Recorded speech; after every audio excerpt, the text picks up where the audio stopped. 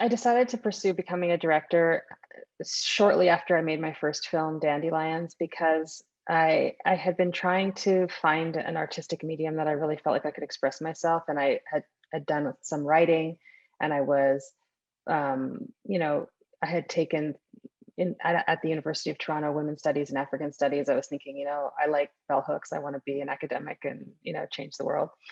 But I also had this artistic sort of desire to like create something, and I tried fashion design and I tried painting, and I just I couldn't find my medium. I liked photography, but it nothing clicked until I made Dandelions, and it was a workshop run by Phil Hoffman at the time he was out of Sheridan, and it was a summer retreat, and you just went and shot film footage and like learned how to edit and like told a story in a poetic kind of documentary style. It wasn't a narrative structure. It was he showed us more like experimental handmade films. And so at that workshop, I made a film called Dandelions, and in the film, I do a voiceover, and I say, "Where are you from? I was born here. This is my home."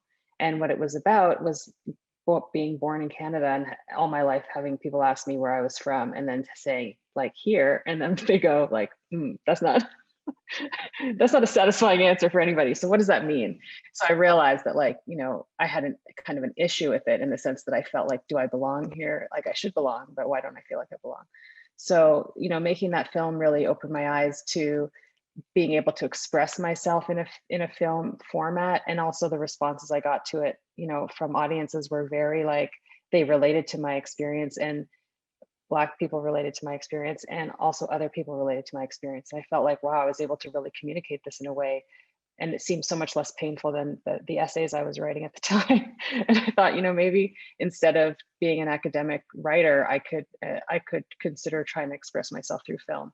So that's really how it started. But at that time, I didn't have really a knowledge of the industry or a clear understanding of what directing actually was. I think I just saw all of the making of a film as one thing, and I just wanted to do that again. So I used my skills that I had because I had been doing academic work to write a grant application to get a funding for a short comedy script that I wrote called Instant Dread.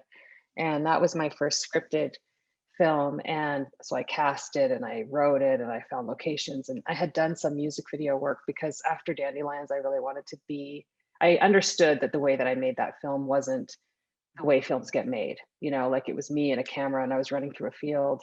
And even though I didn't know much about film production, I knew that that's not what it was. So I pursued that. I went to the Liaison of Independent Filmmakers and Trinity Square Video, and I was like looking for people. And I met a filmmaker who pointed me in the direction of a production company who was doing music videos at the time, Rage. And that's where I got on set for the first time. And then soon after that, I got a video fact and I made my own video, well, with an artist.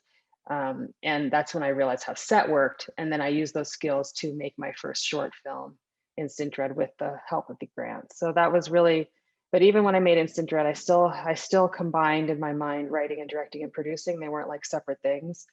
And I just kind of did everything and got everyone I knew to help me. And then it was after making Instant Dread and trying to like get attention for it. And I remember, I took my film can to the backstage during the Toronto Film Festival and did my own independent screening, just to kind of get an audience and to show the film to people. But I realized at that moment how little I knew about the industry, distribution, marketing. Like I realized there was a whole world around filmmaking that I was like completely inexperienced with.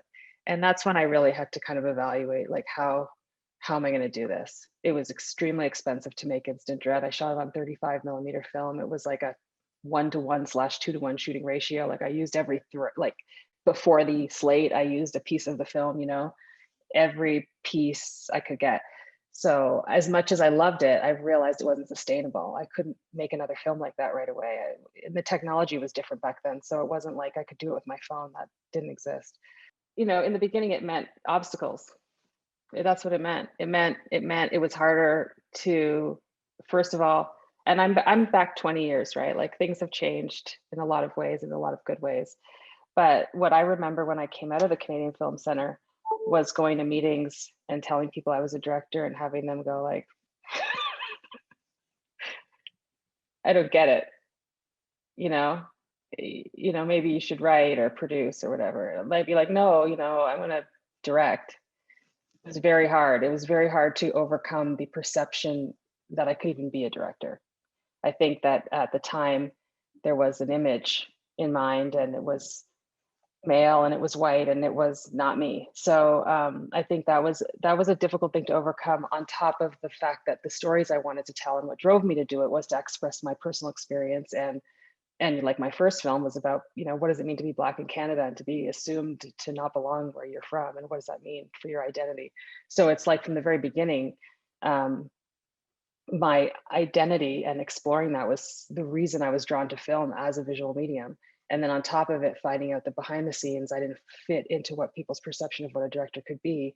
There was like many levels of obstacle, because a lot of times how people launch themselves, if you look at, directors and writer directors, sometimes in the beginning, they sell a script, but, there were like 3 directors in Canada that were Black at the time, in the whole country, in the whole industry, who were developing their own projects. Like the opportunities were very, very few. And it just, there wasn't, and there was a lot of justifications for it, they, in terms of like who Canadians are and what, needs to be represented by the government agencies that support Canadian storytelling. So I was up against a lot at the time, not just me, but, that's just the way it was. So in the beginning, it certainly, it was something that I wasn't prepared to, like, a business decision. If I'd thought of it in a business way, maybe I would have written a script that was nothing to do with the Black experience. I just couldn't do it. Like, I just wasn't interested. It's easy to look back and go, why didn't, I mean, as a director, I couldn't pretend to be somebody else. I wasn't going to try, but like I could have written something that had nothing to do with the Black experience, and I could have produced for a white director. And I wasn't interested in doing either of those things at the time.